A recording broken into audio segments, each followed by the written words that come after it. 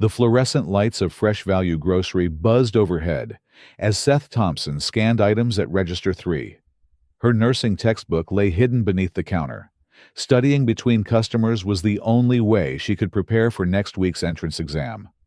At 24, Seth had spent 6 years saving for nursing school while supporting her younger sister through high school. Their parents' medical bills had drained the family savings before they passed, leaving Seth to shoulder the responsibility. "That's $42.87.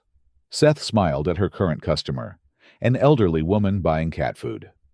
The night shift dragged on until an elderly man approached her register at 9:45 p.m. Thomas Grant, as his credit card read, placed basic items on the belt: bread, milk, eggs, some fruit, and medicine. "Good evening, sir," Seth greeted, noticing his slightly trembling hands and worn but dignified appearance. As she scanned the last item, the total read $67.53. Mr. Grant swiped his card, but it declined. He tried again, his cheeks flushing with embarrassment. I'm sorry," he stammered. "I thought I had enough." Seth glanced at his items, all necessities. Without hesitation, she swiped her own card, pretending to apply a store discount. "No worries, Mr. Grant. The system shows you qualify for our senior discount program. Your total is covered." Relief washed over his face. "Are you sure?" "Absolutely," Seth smiled, handing him his receipt. "Have a wonderful evening." As he left, Seth calculated she'd have to skip lunch this week to make up for it.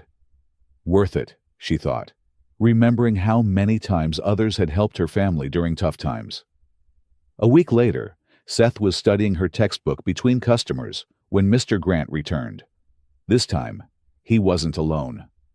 A well-dressed woman accompanied him. "Miss Thompson," he smiled warmly. "I believe you helped me last week?" Seth nodded, wondering if there had been a problem with the transaction. "I'm not just a customer," he continued. "I'm the former CEO of Grant Healthcare Systems. This is Lisa Chen, director of our foundation." Seth's confusion must have shown on her face. "We've been visiting stores across the city," Ms. Chen explained, "looking for exceptional individuals who demonstrate genuine compassion. Mr. Grant was particularly moved by your kindness." "When you helped me," Mr. Grant added, "you didn't know who I was. You simply saw someone in need. Lisa tells me you're studying for nursing school?" Seth glanced at her hidden textbook. "Trying to. The entrance exam is next month, but tuition—" She trailed off, embarrassed. "The Grant Foundation offers full scholarships to promising healthcare students." Ms. Chen smiled. "Mr. Grant would like to offer you one." Seth gripped the counter for support. "Full scholarship?" "Including books, supplies, and a living stipend," Mr. Grant nodded. "So, you can focus on your studies without working 3 jobs." Tears welled in Seth's eyes. "But why me?" "Because true compassion can't be taught," Mr. Grant replied. "Technical skills can be learned, but a genuine desire to help others, that's rare and precious in healthcare." 3 months later, Seth sat in her first nursing class, still amazed at how life had changed. Her sister had moved into the small apartment with her, now able to focus on her own studies instead of working part-time. The Grant Foundation didn't just provide financial support. Mr. Grant became a mentor, sharing his healthcare experience and wisdom. Ms. Chen helped Seth navigate the academic world, offering guidance and encouragement. 1 year into her program, Seth was selected to speak at the Grant Foundation's annual scholarship dinner. Standing at the podium, she saw Mr. Grant in the audience, looking proud. "A year ago, I was a cashier who couldn't afford to chase her dreams," she began. "I helped someone, not knowing he would change my life. But that's the thing about kindness. It's not about knowing what you'll get in return. It's about doing what's right, even when it costs you something." She paused, looking at the new scholarship recipients in the audience. "Today, I'm halfway to becoming a nurse.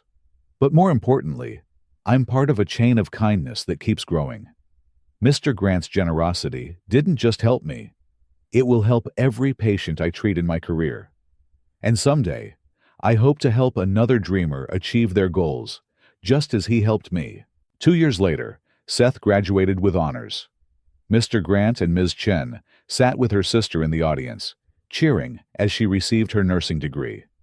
At the celebration dinner, Mr. Grant raised a toast to Seth, who reminded me that sometimes our greatest investments aren't in stocks or buildings, but in people who carry kindness in their hearts. Today, Seth works in the pediatric unit of Grant Memorial Hospital. On her badge, beneath her name, is a small quote, "Kindness changes lives."